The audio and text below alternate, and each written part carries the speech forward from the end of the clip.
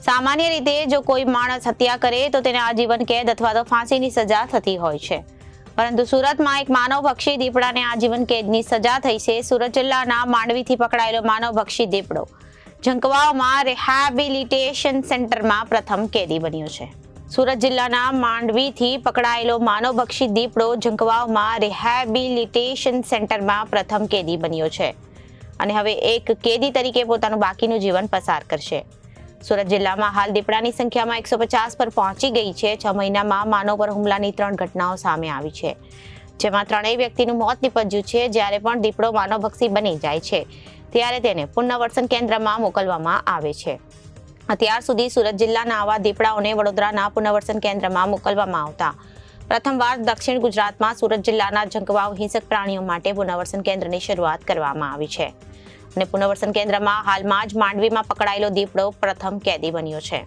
હવે પછીની આખી જિંદગી આ દીપડો રિહેબિલિટેશન સેન્ટરમાં વિતાવશે।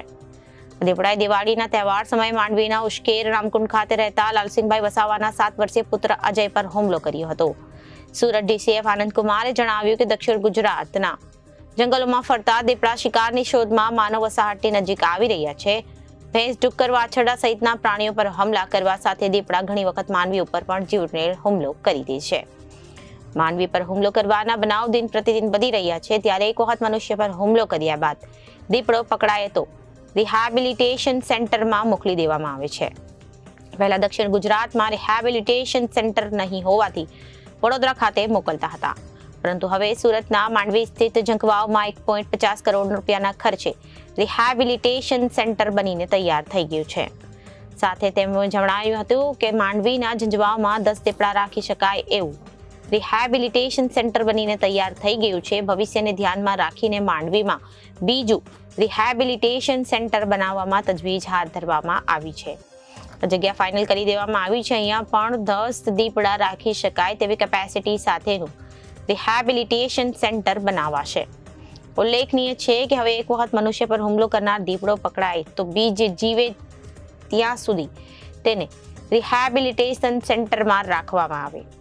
દરમિયાન માંડવીના ઝંખવાવમાં હાલ જ રિહેબિલિટેશન સેન્ટર બનીને તૈયાર થયું છે, ત્યારે માંડવીના ઉશ્કેરથી પકડાયેલો ઝંખવાવ સેન્ટરનો પહેલો કેદી બન્યો છે આ દીપડો। હવે પછી દક્ષિણ ગુજરાતના નવસારી, વલસાડ, ડાંગના જંગલમાં કોઈ પણ મનુષ્ય પર હુમલો કર્યા બાદ દીપડો पकड़ाशे तो तेने झंखवावना सेंटर में रखवामां आवशे।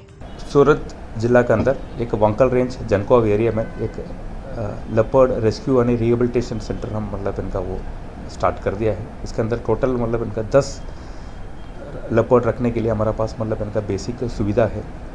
जनरली ये ऐसा सेंटर बनाने के लिए मतलब इनका 2 पर्पस। ये पहले पर्पस है, कोई लेपर्ड मतलब हैबिचुअली मतलब ह्यूमन के ऊपर अटैक किया, ऐसा लेपर्ड का हम ट्रैप करके हम ये रिहेबिलिटेशन सेंटर में रखने वाले। दूसरी एक मतलब इनका मेन पर्पस है, एक कोई भी लेपर्ड मतलब इनका इंजरी हो गया, इनका एक बेसिक ट्रीटमेंट करने के लिए मतलब इनका ये एक सेंटर वो हम रखने वाले हैं। जो लेपर्ड पकड़ा गया है कब तक रखा जाएगा और क्या क्या फैसिलिटीज इनके लिए? जनरली मतलब इनका वो 10 लेपर्ड रखने का एक बेसिक फैसिलिटी है। इसके साथ एक हमारा पास एक इंटरप्रिटेशन सेंटर भी है। ये कोई लेपर्ड का इकोलॉजी के बारे में और लेपर्ड का मतलब इनका इकोलॉजिकल रोल के बारे में हम एक अवेयरनेस देने के लिए मतलब एक इसके अंदर एक इंटरप्रिटेशन सेंटर है। साथ में मतलब इनका बेसिक फैसिलिटी है, मतलब इनका एक नेचुरली हम हैबिटेट बोलते हैं उधर, इनका बेसिक फूड, वाटर और मतलब इनका एक ये सेंटर एक जंगल के अंदर ये एक मतलब इनका वो नेचुरली एक वातावरण ये सेंटर में दे देंगे। ये इसके नाम बोलते हैं मतलब एक रिहेबिलिटेशन सेंटर।